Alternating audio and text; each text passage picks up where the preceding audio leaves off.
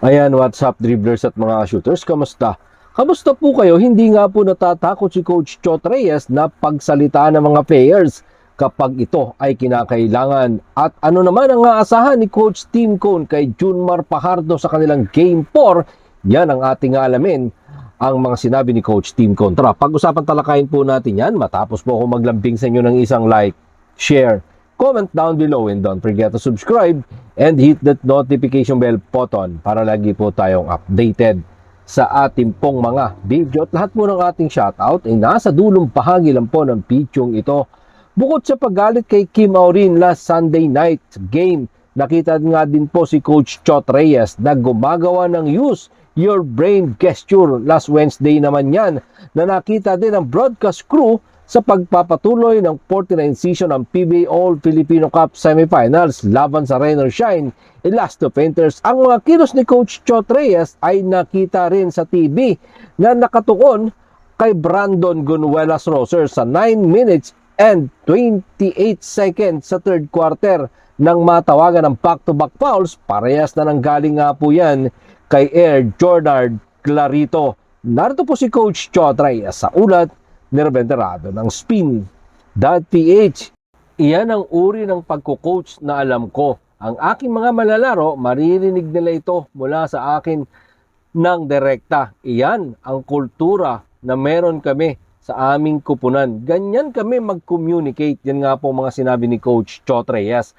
Sa sitwasyon na iyon, na kinasasangkutan nga po ni Brandon Gunuelas Roser, ang dating number 1 overall pick, na namigay ng dalawang magkasunod na foul sa loob lamang ng 10 seconds. Dahil sinabi din nga pala ni Coach Chot Reyes kung gaano ka-physical ang Rain or Shine Elasto Painters. Ngayon, nagpabatuhan na sila kung sino nga ba sa kanila ang physical. Eto, pakinggan po natin muli ang mga sinabi ni Coach Chot Reyes. Sa ulat pa din po yan ni Reventerado ng Spin.ph. Alam namin kung gaano ka-physical, kung gaano kahirap ang Rain or Shine. At sinabi namin na maging matalino tungkol dito upang maging malakas, upang maging pisikal, upang tumama. Pero para maging matalino tungkol dito, at naiisip ko na meron kaming ilang hindi matinong paglalaro. Yan nga po mga sinabi ni Coach Chot Reyes. Bukas ang Game 4, sino nga ba ang aangat? Sino ang pababa sa dalawang kupunan? Na sinasabi nga po parehas ng magkabilang coaches na physical etong Rain or Shine, physical naman itong Token Text Tropang 5G. Bukas, sino nga ba mas physical at sino ang aangat? Ito, usapang Barangay Ginebra San Miguel, ang mga sinabi ni Coach Tim Cone kay Junmar Fajardo. Barangay Ginebra San Miguel Head Coach, Coach Tim Cone, umaasa na makakapaglaro ng magandang performance si 8 times PBA MVP Junmar Fajardo. Yan, kahit na nga po siya ay may iniindang calf injury. Pero nakita nga po natin na naglaro si Junmar Fajardo. Umaasa naman si Coach Tim Cone na mas magandang performance ang gagawin ni Junmar Fajardo. Baka mas mahabang minuto na rin ang kanyang lalaruin ngayon nga pong Game 4. Hindi nga po katulad ng mga nakaraan coming from the bench. Pero sabi nga po ni Coach Tim Cone, handa sila sa anumang maging diskarte ni Coach Leo Austria. Umiskor nga po sa 27 minutes itong si Junmar Fajardo ng 12 points at pumitas ng 14 na rebound. Sa Game 2, hindi nag-start si Junmar.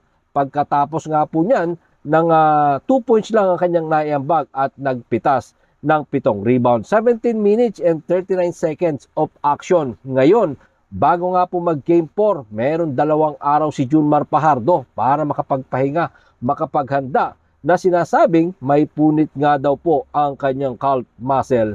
Pero hindi naman ganon kalala. Yan nga po ang sinabi nila mga shooters na hindi ganon kalala yung injury ni Junmar Fajardo.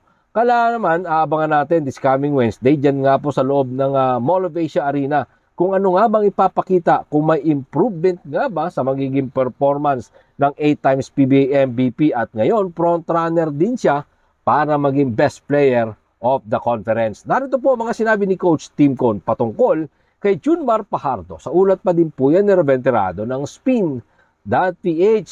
Pinag-uusapan namin yan kung mag-start ba sila kay Junmar matapos ang 2 araw na pahinga.